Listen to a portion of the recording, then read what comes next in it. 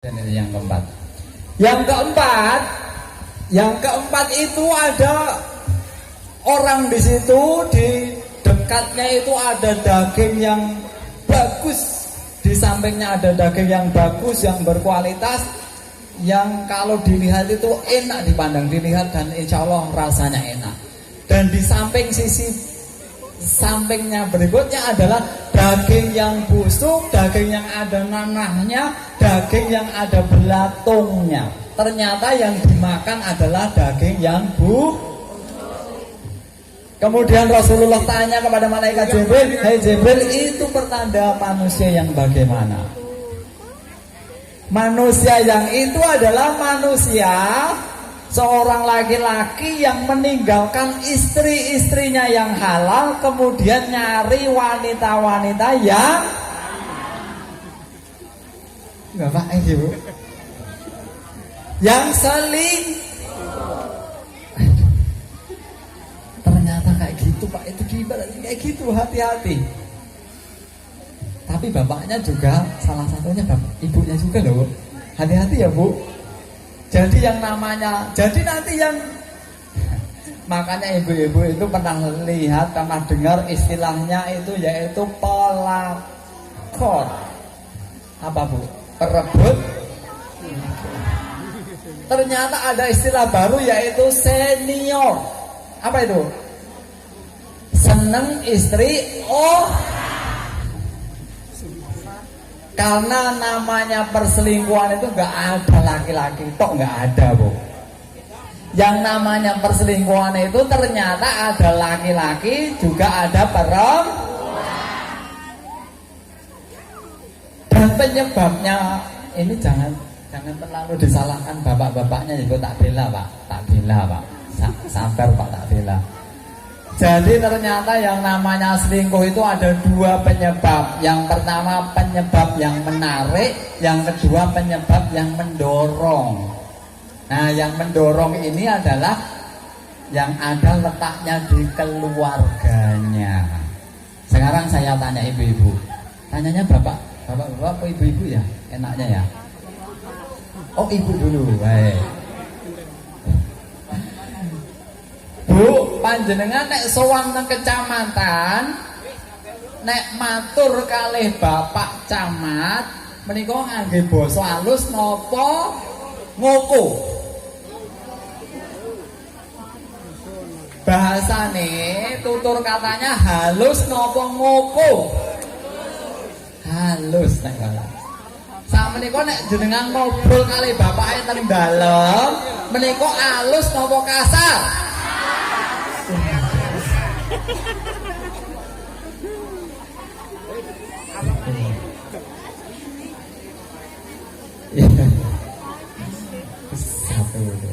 Yang kedua, kalau panjenengan tindak kecamatan, kira-kira dandan napa dasteran? Nek panjenengan malam Jumat ketemu bapaknya, kira-kira dandan napa dasteran?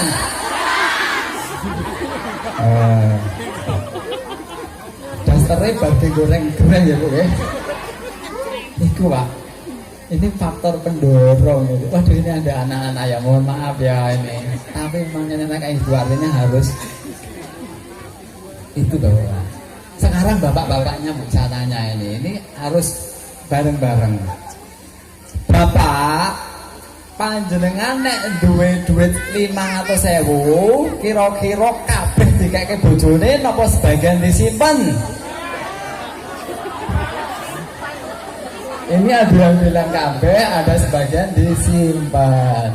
Ini kayaknya lebih jujur ibu-ibunya. Kira-kira bapaknya nek 500.000 ikut dikeke kabeh apa disimpan? Gak jujur, sama aja lah. Kira-kira disimpan apa kabeh Bu? Disimpan itu Pak. Disimpan kabeh malah. Artinya apa?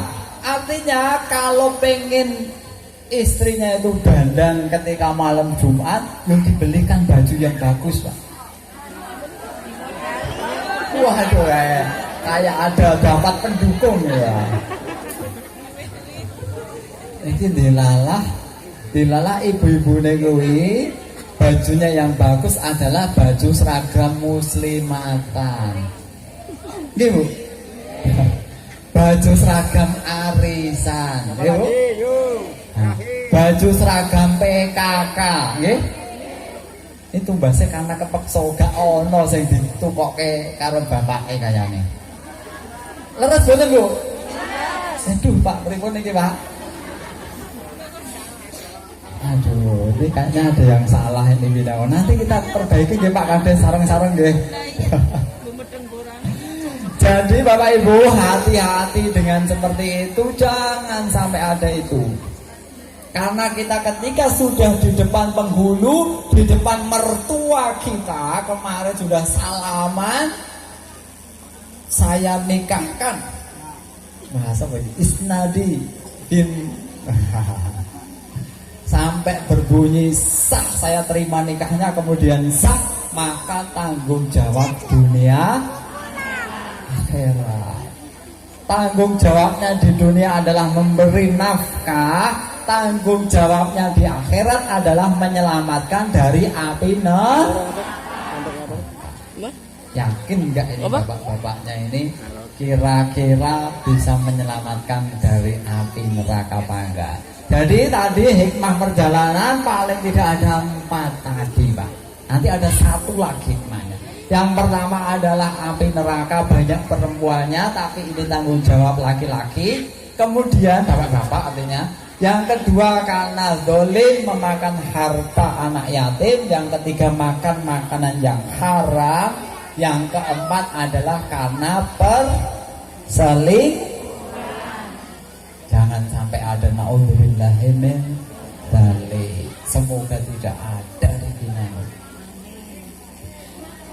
Oke, yang kelima, yang terakhir hikmahnya. Lihat dulu ya Pak. Oh sudah berapa menit Pak Kades? Jangan lama-lama, ya, jangan lama-lama. Karena saya tahu bisa rohnya kira-kira. Enggak, bukan masalah bisa rohnya, enggak. Tapi nanti ada kegiatan yang lain, ini belum ngarit dan sebagainya, oke? Yang kelima adalah hikmahnya adalah di situ ada perintah, yaitu perintah wahyunya dalam peristiwa Isra Mi'raj adalah wahyunya adalah sholat. Ada satu, sholat itu adalah kuncinya surga. Masuk surga itu salah satu kuncinya adalah sholat. Karena apa? Karena ada satu dalil yang membedakan antara orang muslim dengan orang kafir itu adalah sholat. Jadi kalau tidak sholat, orang kafir itu gak ada yang sholat. Jadi kalau orang muslim gak sholat berarti semi-semi. Jangan sampai orang kafir itu sudah pasti tidak masuk surga. Karena surga itu tempatnya orang muslim, orang yang beriman dan bertakwa. Yang membedakan adalah sholat. Ada satu dalil lagi bahwa awwalu ma yuhasabu bi'abdihi minal amali fi yaumil akhir sholat. Jadi nanti amal yang akan dihisap pertama kali di hari akhir dari seorang hamba itu ternyata sholatnya. Fa'in soluhat sa'iru amalihi. Kalau sholatnya baik, maka seluruh amalnya tercatat sebagai amal kebaikan. Kalau seluruh amalnya tercatat sebagai amal kebaikan, maka dia pasti akan masuk surga. Berarti sholat itu adalah kuncinya masuk surga. Siapa yang pengen masuk surga? Pengen masuk surga, Bu? Bapak-bapak pengen? Ibu-ibu pengen? Pengen cepat?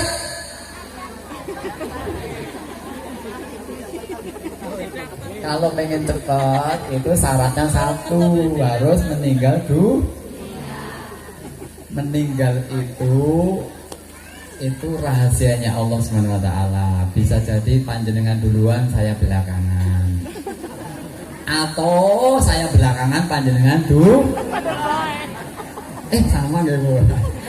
Nggih, jadi syaratnya adalah sholat tadi. Yang pertama adalah yang membedakan. Dalilnya adalah yang membedakan seorang muslim sama kafir itu adalah sholat.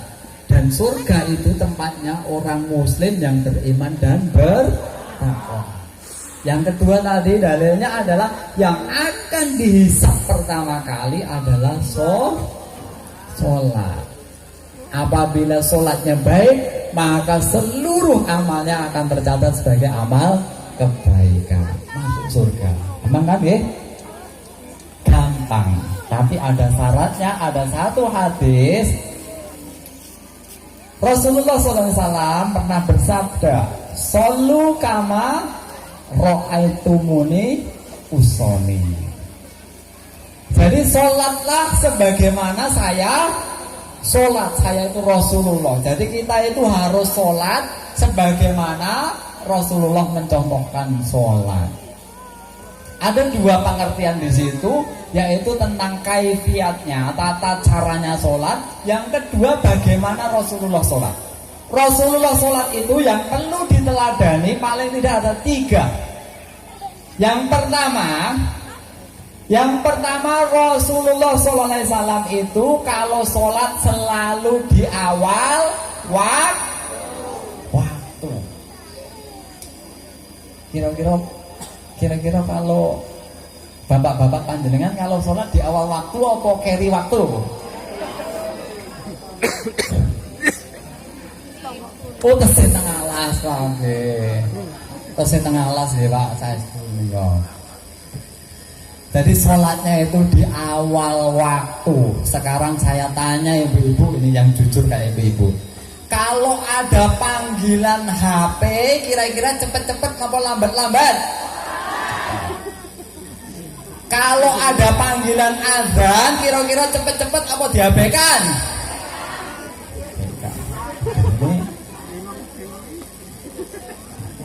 Katanya sholatnya keri-keri tidak di awal waktu, dipanggil sing adzan ngampe kayak gitu Pak. Ternyata kayak gitu ya, kita itu sering mengabaikan hanya sekedar ya banyak hal gitu. Bahkan kadang kalanya sholat itu kalah dengan sinetron. Masih mirsani sinetron betul Bu? Masih. Sholatnya ternyata kalah dengan TikTok. Ya, TikTok kalah dengan TikTok. Ternyata sholatnya kalah dengan WhatsApp. Ternyata sholatnya kalah dengan ada yang katanya. Ternyata kayak gitu, masih kayak gitu. Jadi Rasulullah SAW itu ternyata ada tiga hal. Yang pertama, sholatnya Rasulullah itu di awal waktu. Monggo Pak, sami-sami kita perbaiki. Kalau dengar adzan itu sebisa mungkin cepat-cepat wudu, kemudian langsung ke sholat berjamaah. Di awal waktu ya, itu nanti syaratnya di awal waktu. Kalau mau masuk surga, sholat itu kunci masuk surga. Kemudian biar kuncinya bisa membuka surga, maka harus shollu kama ra'aitumuni usolli. Harus sholatnya itu mencontoh sholat yang dicontohkan sebagaimana sholatnya Rasulullah. Yang kedua, sholatnya Rasulullah itu berjamaah. Sekarang saya tanya juga, kira-kira bapak-bapak dari 5 sholat itu yang berjamaah 1, 2, atau 5 kali? Saya tanya lagi Pak, sholatnya yang paling sering berjamaah itu sholat subuh atau sholat maghrib? Dari 5 waktu itu 5-5-nya atau 2? Apa 1? Aduh, Apa seminggu sekali?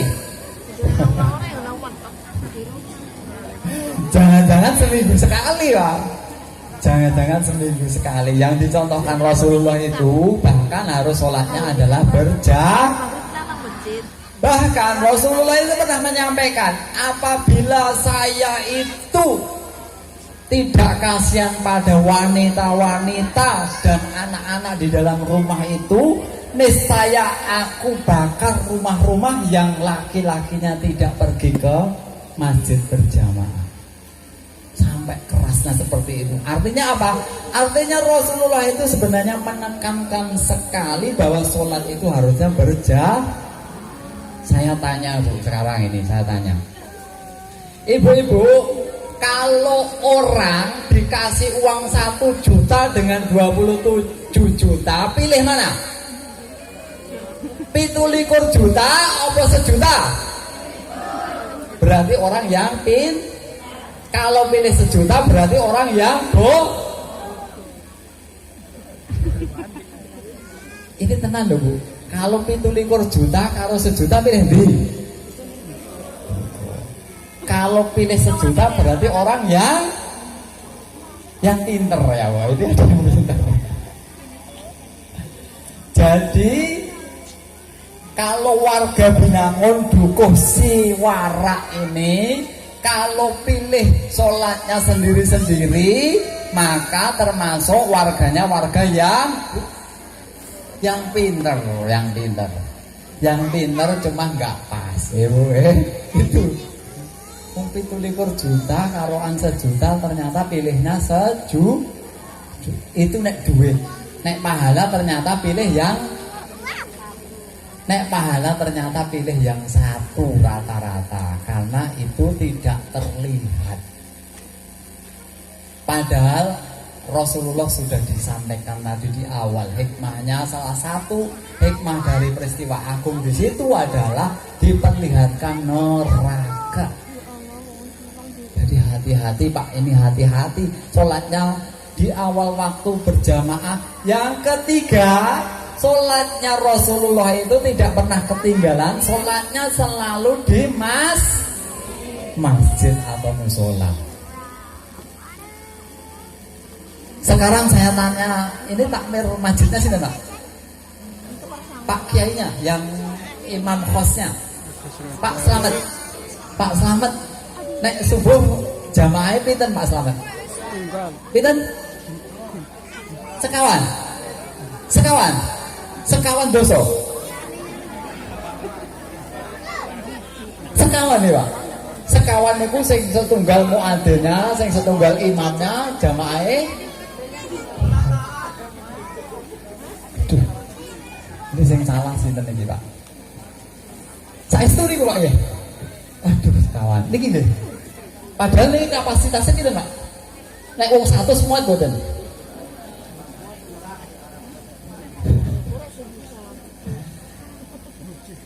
Wah kata ternyata seperti itu Pak. Yang terjadi seperti itu. Yang terjadi bukan hanya di sini, tapi ternyata di perumahan saya juga gitu Pak. Kalau sholat subuh itu ternyata jamaahnya kalau di musola di masjid saya itu hanya 2-3 sop saja. Kalau sholat Jumat itu ternyata penuh sampai dengan terasnya.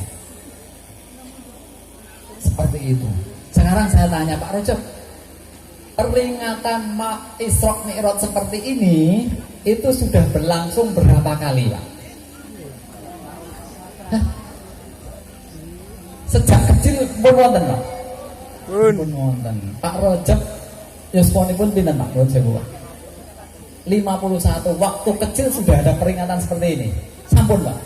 Sampun. Berarti kalau 51 kurang lebih Pak Rojab mungkin masih balita, kurang 5 tahun 45 kali. Mungkin 50 kali ada ya Pak ya. Seket. Saya tanya Pak Rojab, biayanipun nek ngeten menika kira-kira pinten Pak? 10 juta ngoten Pak. Enten nggih Pak? Ada. Nanti ditambah makanan, nanti ada kopi, ada taruh, ada son, kemudian ada grup rebana. Grup rebana itu pinten Bu? Oh, mboten bayar. Aduh. Astaga, aduh. Mboten bayar nggih, aduh, mboten bayaran nggih. Ikhlas ya, ikhlas ya. Aduh, saya jadi rikuh nanti kalau saya terima amplop juga rikuh ini tadinya. Ada jenengan sing ngeplaki 10 juta misalnya ya, 10 juta dikalikan 50 kali itu ketemunya ternyata 500 juta lah. 500 juta itu kalau uang 1000-an kayaknya dijembreng binangun sampai Kebumen. Itu dijejer gitu kan. 500 juta ternyata dengan peringatan yang habisnya 500 juta ternyata masjidnya masih kok. Wah, ini yang sing salah sih nih Pak. Mboten yang salah Pak nggih. Sing salah Pak Kades ngundange keliru dudu kiai. Nggih Bu, ini jadi prihatin kita semuanya, habis uang 500 juta. Sudah 500 juta ternyata masjidnya masih kosong kalau sholat subuh. Apakah ada masjid yang sholat subuhnya penuh? Ada. Silahkan panjenengan nanti suatu saat tindak ke Masjid Jogokarian Yogyakarta. Jenengan dalu-dalu saking mriki sholat isya ya, habis sholat isya tindak mriki. Masjid Jogokarian itu salah satu masjid yang paling bagus manajemennya. Dulu pembelajarannya adalah manajemen masjid itu meniru manajemen hotel. Jadi manajemen hotel, manajernya itu kalau di masjid itu namanya takmir masjid, kalau di hotel itu namanya manajemennya, manajernya itu prinsipnya adalah bagaimana caranya hotelnya itu penuh. Setiap saat itu harusnya penuh. Kalau ada hotel yang sudah diupayakan ternyata nggak penuh-penuh, ternyata malah rugi, biasanya hotel itu dijual. Manajemen masjid hakikatnya mirip dengan manajemen hotel. Kalau masjidnya kira-kira nggak penuh-penuh, kira-kira masjidnya mau jangan, Pak. Jangan dijual. Bahaya Pak kalau masjid sampai dijual, jangan. Jadi Masjid Jogokarian itu kalau panjenengan tidak dari misalnya nanti berangkat ngajak Pak Kades mengke, ngajak Pak Camat juga kalau perlu, nanti panjenengan habis sholat isya sarang-sarang tindak ke Masjid Jogokarian, nanti istirahat di sana jam 2 malam, jam 2 dini hari, pagi hari jam 2 itu masjidnya semua lampunya sudah terang benderang. Dan masyarakat sekitar situ mulai jam 2:15 itu sudah mulai tindak ke masjid. Tindak ke masjid untuk qiyamul lail, untuk sholat malam, kemudian di situ iktikaf di masjid sambil nunggu sampai dengan sholat subuh. Nanti habis sholat subuh biasanya ada pengajian sebentar, kemudian ada sarapan bareng-bareng, ngopi di situ. Itu ternyata kayak gitu Pak. Itu perjalanannya ini ya Pak ya, saya infokan perjalanannya untuk seperti itu. Ternyata perjalanannya takmir masjid itu memetakan 40 rumah dari radius masjid itu, 40 rumah keliling, semuanya didata. Nanti kalau yang tidak ke masjid sholat subuh didatangi oleh takmir masjidnya. Silaturahimi Pak enten nopo to jane dan sebagainya. Kalau kesulitannya sarung dibelikan sarung. Kalau kesulitannya sendal dibelikan sendal. Kalau kesulitannya karena pekerjaan dibantu. Karena uang dari infak masjidnya dibantukan kepada jamaah.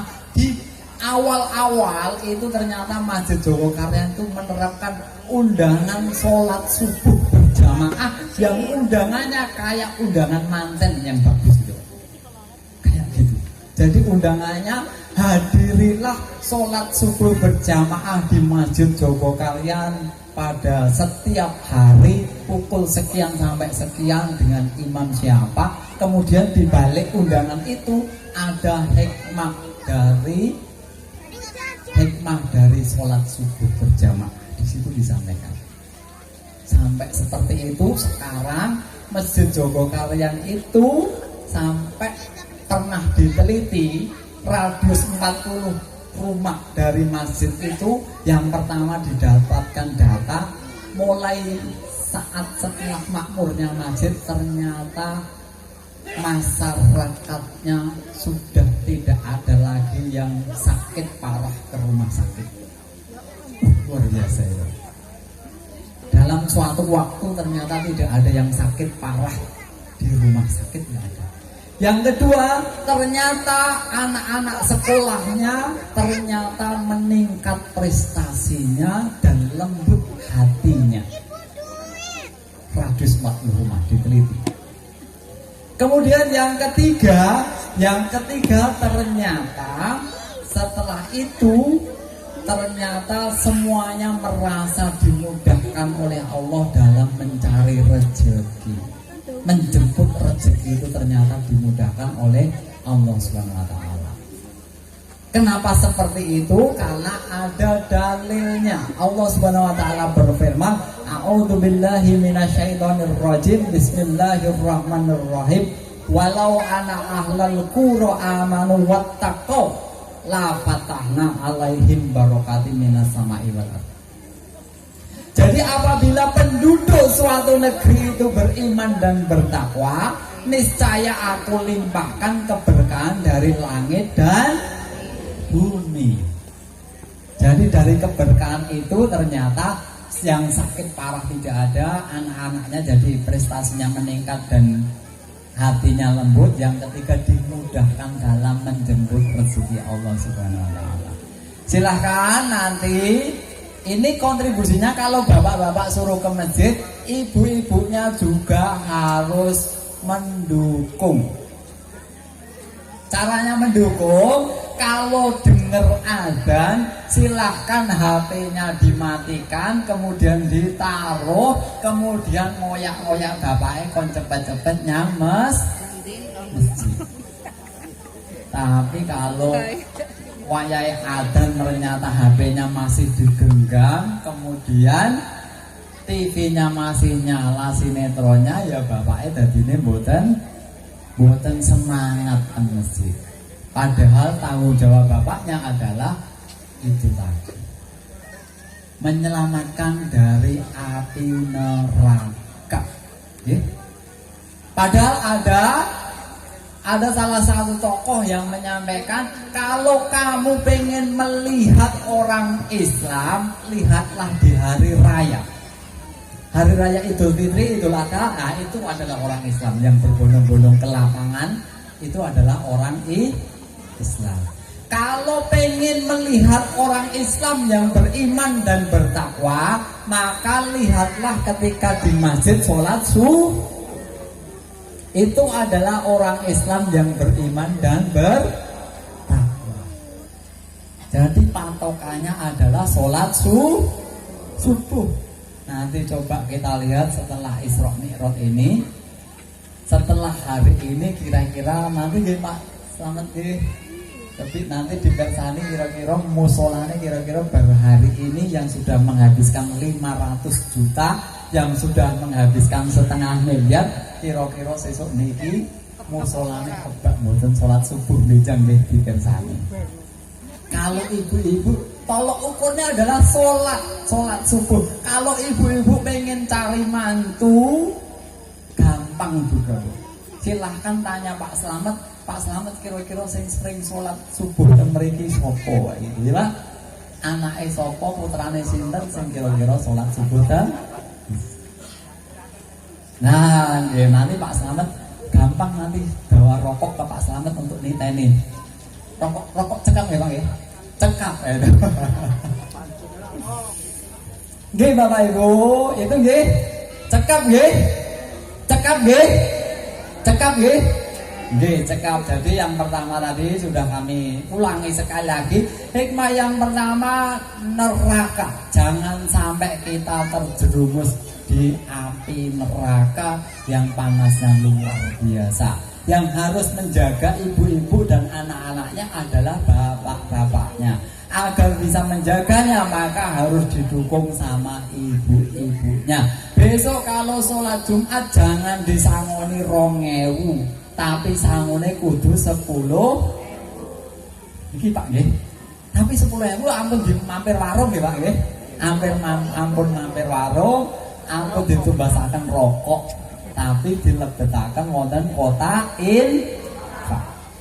Yang pertama, jaga dari api neraka. Ku anfusakum wa alaikum nar. Yang kedua, pelihara anak yatim.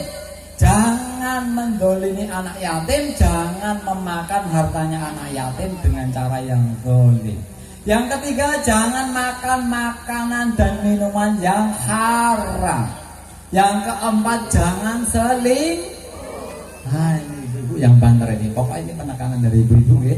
Jangan selingkuh. Yang kelima adalah sholat. Laksanakan sholat sebagaimana sholatnya Rasulullah, yaitu berjamaah di awal waktu, kemudian di masjid.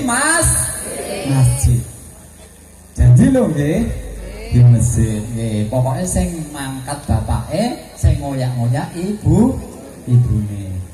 Nggih, Bapak Ibu sekalian, jamaah yang dirahmati oleh Allah Subhanahu wa taala, saya kira sudah cukup, sudah lebih dari 1 jam, 1,5 jam kami menyampaikan ini.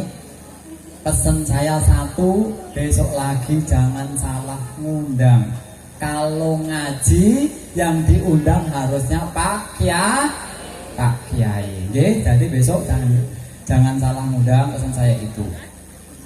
Kita berdoa bersama.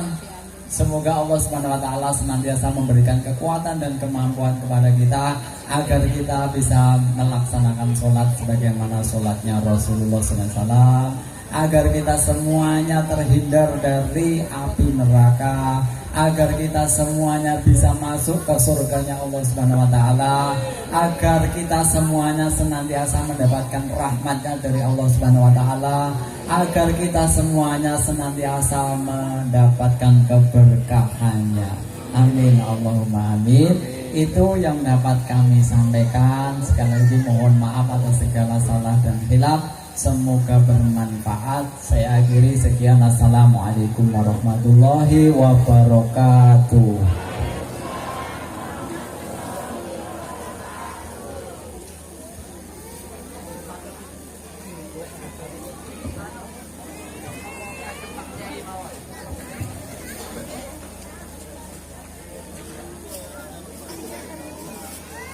Terima kasih kepada beliau Bapak Dr. Mas Ihmadi dan apa yang telah memberikan maudhu hasanah. Mudah-mudahan kita semua mendapatkan hikmah dari perjalanan yang agung Nabi Muhammad SAW. Sebelum acara saya tutup, perkenankanlah saya di sini mengucapkan terima kasih atas kehadiran Bapak dan Ibu dalam pengajian hari ini. Dan apabila saya telah membawakan acara terdapat kesalahan, saya mohon maaf yang sebesar-besarnya. Marilah acara pada hari ini kita tutup dengan bacaan hamdalah. Alhamdulillah. Wabillahi taufiq wal hidayah. Wassalamualaikum warahmatullahi wabarakatuh.